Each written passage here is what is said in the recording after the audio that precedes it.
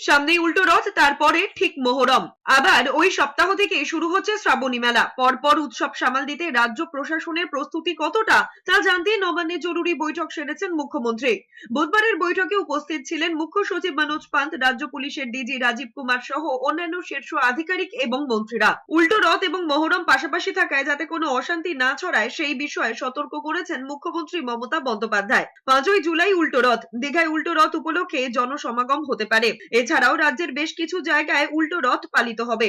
তার পরের দিন রবিবার রয়েছে মহরম। তারপর দুটি উৎসবকে কেন্দ্র করে যাতে কোনো অশান্তি না হয় তা নিশ্চিত করতে বদ্ধপরিকর মুখ্যমন্ত্রী। এর পাশাপাশি 10ই জুলাই থেকে শুরু হচ্ছে তারকেশ্বরে শ্রাবণী মেলা। পুরো শ্রাবণ মাস জুড়ে এই মেলাকে কেন্দ্র করে তারকেশ্বরে পুণ্যার্থীদের ভিড় থাকে। ওই ভিড় সামলাতে হুগলি জেলা প্রশাসন কি ব্যবস্থা নিয়েছে তা প্রশাসনিক কর্তাদের থেকে রিপোর্ট নিয়েছেন মুখ্যমন্ত্রী মমতা বন্দ্যোপাধ্যায়।